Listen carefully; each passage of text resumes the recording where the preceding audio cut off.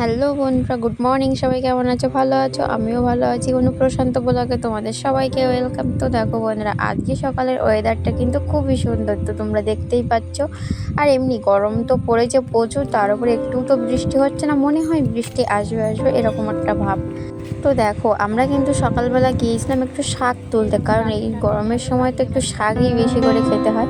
তো আচ্ছা, তার বাড়ি জন্য থেকে দেখো আসতে আমরা হবে। কিন্তু শাক তুলতে গিয়েছিলাম এই যে। আর এখান থেকে বাড়ি গিয়ে কিন্তু যেতে হবে মামিদের বাড়িতে, কারণ সেখানে আবার পূজা হচ্ছে। তো ওখানে লক্ষ্মী পূজা আছে, পাকা নারিন চিনি। তো আমরা সেটা ওখানে যাব। দেখো আমাদের শাক তোলা তো কমপ্লিট হয়ে গেছে, তো এবার চটপট রেডি হয়ে যাবে, বেরিয়ে পড়বো আর তোমাদেরকেও দেখাবো। আর এই যে দেখতে পাচ্ছ বেগুন গাছ।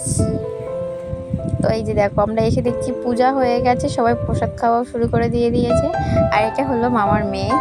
এই যে ওর এত গরম লেগে গেছে যে ওর গায়ে জামা রাখতেই পারছে না। এই যে দেখতে পাচ্ছ সবাইকে প্রসাদ দেওয়া চলছে। আর এটা হলো মামি।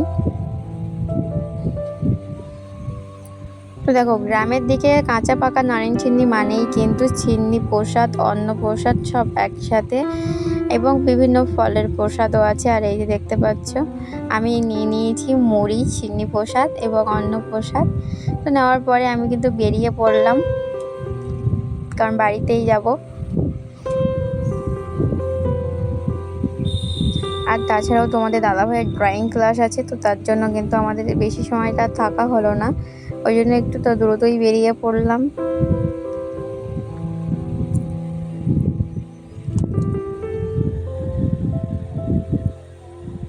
তো দেখো, গ্রাম অঞ্চলের বাড়িঘর বলেই তো কথা, আর আমরা থাকি সুন্দরবন অঞ্চলে। আর এই যে দেখো বাচ্চাদের খেলনার জিনিস। আর দেখো, গ্রামের সব বাড়ি কিন্তু প্রায় বেশিরভাগই মাটির বাড়ি, তবে দুই একজন একটু পাকা করে ফেলেছে। প্রায় বলাটা ভুল, প্রায় এখন সবাই কিন্তু পাকা বাড়ি করে ফেলেছে। আর এই যে দেখতে পাচ্ছ তোমাদের দাদাভাই কিন্তু ড্রয়িং ক্লাসে বেরিয়ে পড়েছে, আর এটা হলো তোমাদের দাদাভাইয়ের ছাত্রী। আর দেখো, এখানে কিন্তু এই ছোট্ট বাছুরটা ছুটতে ছুটতে এসে কিন্তু পুরো বেঁধে গেছিলো, আর বাড়িতেই ফিরতে পারছিল না। তো বাচ্চারা আর কি করবে, তার জন্য দেখো ওরা যাওয়ার সময় দেখতে পেয়ে সাইকেল থেকে নেমে সঙ্গে সঙ্গে বাছুরটাকে খুলে ছাড়িয়ে দিল।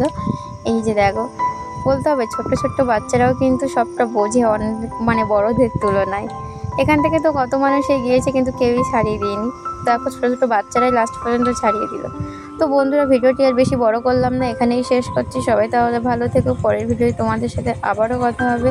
আর আমার ভিডিওটি তোমাদের ভালো লাগলে চ্যানেলটি অবশ্যই সাবস্ক্রাইব করো। আর হ্যাঁ, কমেন্ট করে জানাবে কিন্তু তোমাদের কেমন লাগলো। তো বন্ধুরা, টাটা।